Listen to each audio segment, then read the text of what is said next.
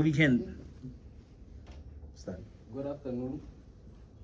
Good afternoon, Prestige lecturers. We are advisory consultants and we will be taking you through SmartF Global's expansion plan. Besides me, I have my colleagues Soboko Ani Mosala Katane, Amante Anna Lekobe, Laone Mudisa, and Barakti Michael Namohan. I will be taking you through the first phase of the presentation, which is the purpose of the presentation, which is for SmartF Global to potentially SmartF Global's potential for expanding within the SADC region and identifying possible opportunities. Another one, to access the market environment, company customer requirements, potential limitations, and finding a suitable marketing approach for the company to expand internationally. And the last part would be to propose a suitable entry mode and a long-term direction for sustainable growth. Next, we have the research methodology. To gather the most relevant information, we used both qualitative and quantitative research. Qualitative research and quantitative research. We used qualitative and quantitative data collection methods, which was to first we met with the company employees who generously gave us the relevant information that we needed for our research, as well as utilizing the World Wide Web for literature reports that would aid in the company's expansion. Next, we had to acknowledge the company's capabilities. And the SmartF Global, as a 100% citizen-owned company, it offers technical engineering, fleet and fuel management, safety, security, and monitoring, skilled human resources, as well as project delivery and client satisfaction. And after that, we go into the SWOT analysis. And the strengths that SmartF possesses, it has technical expertise in engineering and engineering and fuel management. And another strength would be a skilled workforce and efficient project delivery. And these will help the company. This will help the company more competitive. Weaknesses. The company's main source of revenue is short-term projects, and these create an unstable cash flow. Another weakness would be limited financial capacity that limits the company from a larger scale expansion. Though there are opportunities, and these opportunities are regional growth in mining, infrastructure, technological, and fuel projects, which will help the company generate revenue and visibility, as well as partnerships, as SmartF will partner with the most relevant companies for visibility, as I said. And then we have threats. The first and foremost threat is competition from established competitors with a wider presence and financial capability. And the last threat would be dependence on imported equipment, as well as technical inputs that delay supply chain and increase costs. Thank you. I will now hand over the floor to Soboko for the country analysis. Thank you, Thapelo, for that brilliant presentation. Like he said, my name is Soboko and I'll be taking you through the country analysis. For the country analysis, we use the PASTEL framework. The PASTEL framework helps us identify the external environment of the country we will be entering, and we compared Zambia and Zimbabwe. And for SmartF Global, we picked Zambia. Although all the factors of the PASTEL framework were considered, we will be focusing on the political, economical, and legal factors. Politically, Zambia was stronger because it has a relatively more stable governance and lower corruption rate. And this is very important because the more stable or political environment reduces uncertainty when entering a new market. Economically, Zambia is a better option because it recorded higher growth around 4 to 5%, and it has a more stable and moderate inflation compared to Zambia, which has a GDP growth of around 2 to 3% and high inflation. This is very important because a more stable economy makes planning and cost easier when entering a new market. Legally, Zambia was stronger because the regulatory processes are much easier and starting a business is faster. And it is important because market entry is easier and business operations are easier to establish and manage. After the country analysis, we moved on to the city analysis. We used the Fosse field analysis, which helped us identify the driving forces and restraining forces that limit or support the expansion to these two cities. And we found out that Kitwe is the best city for SmartF Global to expand to because it is located in the Copperbelt region where mining and industrial activities are concentrated. And this was a major driving force because SmartF Global's services align with the mining and industrial activities. Although there were restraining forces, we can clearly see that the driving forces are more stronger than the restraining forces. Thank you. I'll be handing over the floor to Amanda Anna Lekolo. Thank you, Tsonga, for that. As she has already mentioned, my name is Amanda Anna Lokole, and I'll be taking you through. How do you do that? Oh.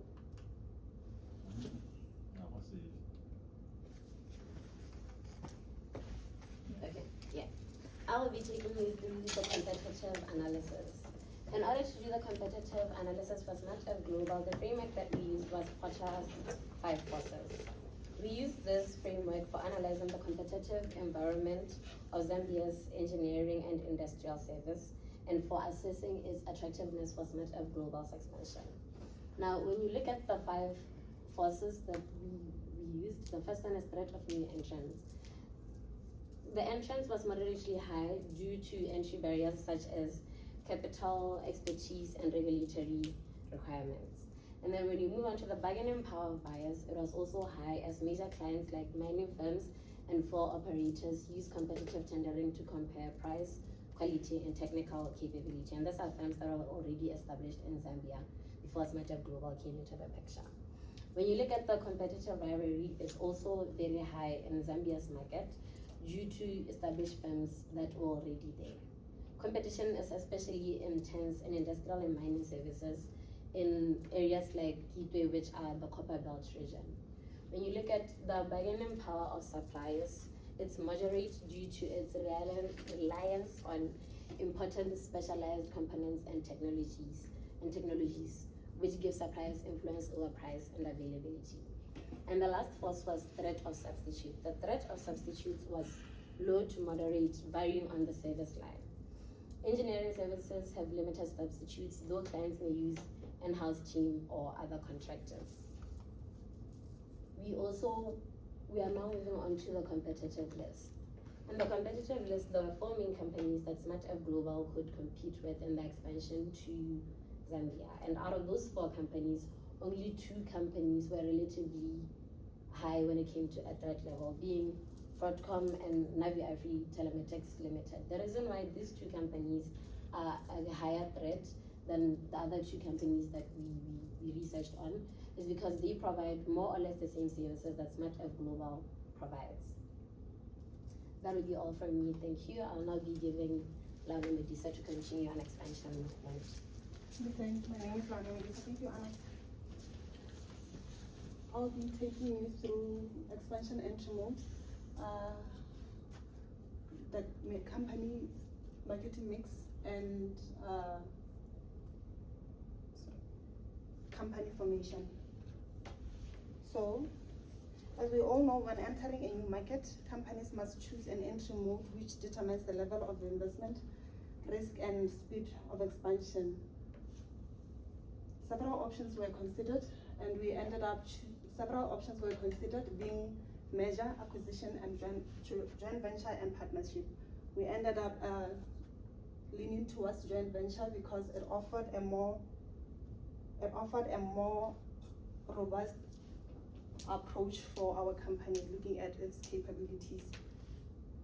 Most importantly, joint venture will allow SmartF Global to partner with a local company that already has local presence, knowledge of guidance, and knowledge of regulatory market, and connections in the industry.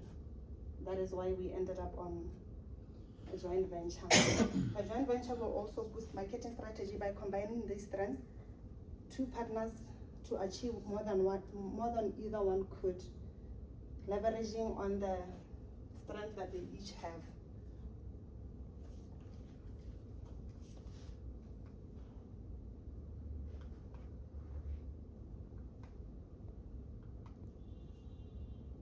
Now we're moving on to the marketing matrix. Our marketing matrix, we focused on all the 7 P's, which are product, place, price, people, promotion, process, and physical evidence. The product that our company SmartF Global offers are technical and industrial services, fuel management systems. Our company will price these services moderately and competitively in the Zambian market. And this company will operate in Kitwe, that is the place. And our promotional presence will be cemented by partnerships, referrals from existing companies, and social media presence. We then would move on to company formation. For our company to trade in a new country, they have to register with the regulating bodies, register a company through PACRA, obtain permits for petroleum handling from ERP, register for tax, VAT, and corporate obligations through the Zambia Regulatory Authority. This will make sure that the company is compliant with the laws of the country, enabling them not to have fines or suffer any losses due to non-compliance. Losses or penalties due to non-compliance. After establishing what our company would need to do for compliance in the market, we had to establish how our company would look. The two companies would come together, SmartF Global with a local partner in Zambia. They would form a group they would vote for a group CEO who would then be responsible for the hierarchy of the business and ensuring that all processes are followed according to the Zambian laws. This next part will be taken by my colleague Barati. He will see us through the remaining part of our presentation. Thank you very much, Laune Mdisa. My name is Barati Michael Namrang, and I'll be taking you through the short-term options, medium-term options, and the long-term options. Now, for SmartF Global to enter the Zambian market, it should enter through a joint venture with a reliable local company, and also establishing its presence in Kitwe. That is the short-term process. Moving on to the medium-term process, SmartF Global should strengthen its position by expanding its client base, securing repeat contracts, and also improving efficiency in the Kitwe region in Zambia. Moving on to the long-term options. In the long-term options, SmartF Global should use its Zambian presence as a reference to expand furthermore into the SADC region for it to expand furthermore than Zambia. Moving on, I'll be moving on to the risk analysis. Well, before we can even talk about expanding, there are certain risks that are there, which is the operational risk, the financial risk, and the partnership risk. Now, during the operational risk in Zambia, it may arise from electricity and infrastructural challenges, which may delay projects and increase costs.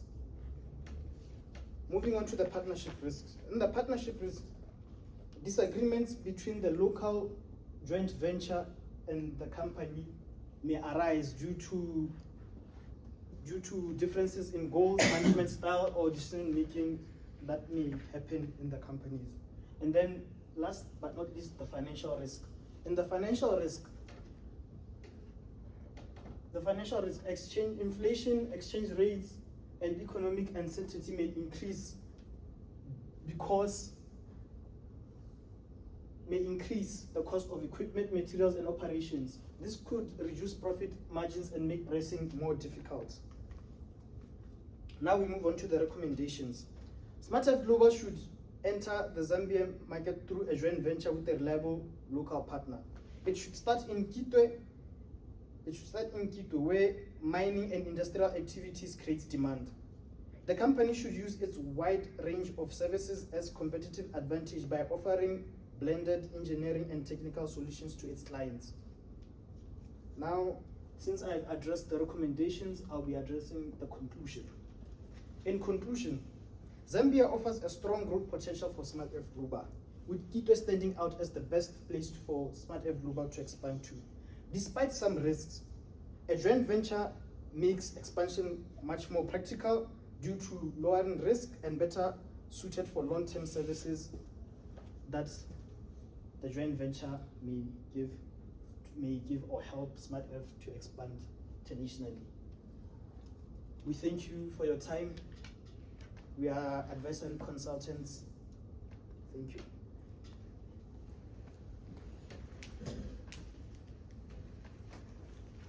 Go back to methodology.